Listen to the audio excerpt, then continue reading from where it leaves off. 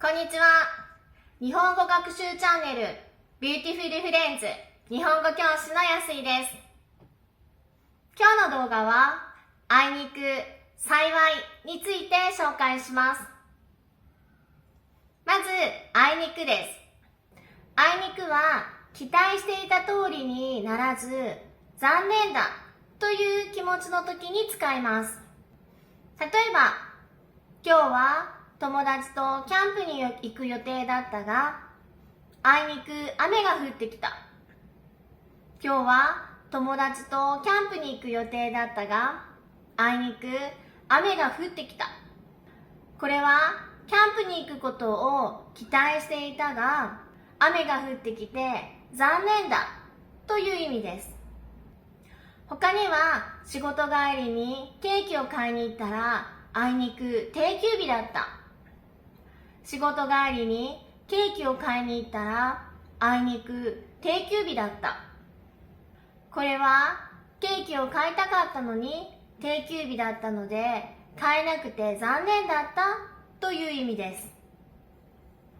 他にはお客さんとお店の人の会話で、すみません、このチケットを買いたいんですが、申し訳ございません。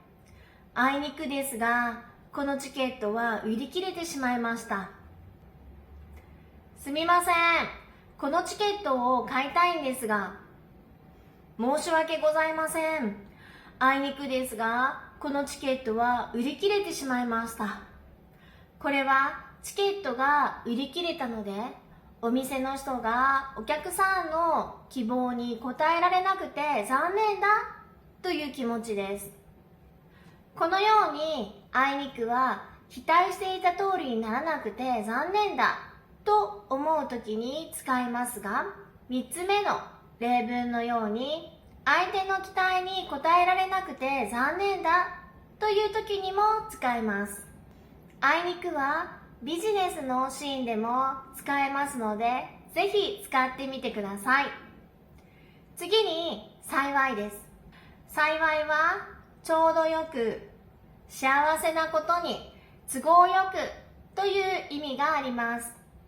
例えば、母はがんだったが幸い発見が早かったので助かった。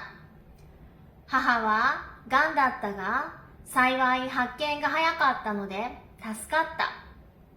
これはちょうどよく発見が早かったという意味です。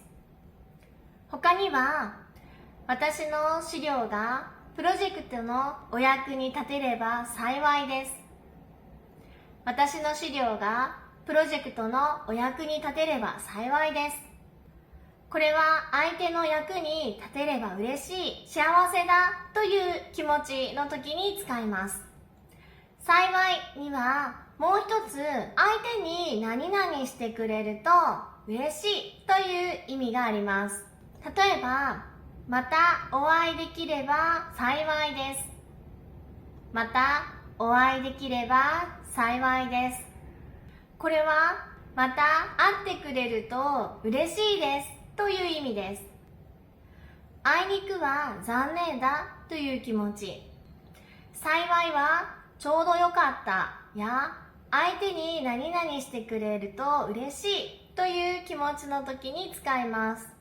どちらもビジネスのシーンで使うことができますので、もし皆さんが職場で日本人と一緒に働いていたら、よく聞いてみてください。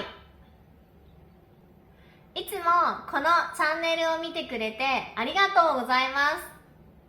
お友達や日本語を勉強したい人にこのチャンネルを紹介してもらえれば幸いです。頑張って動画アップしていきます。応援してます。頑張って。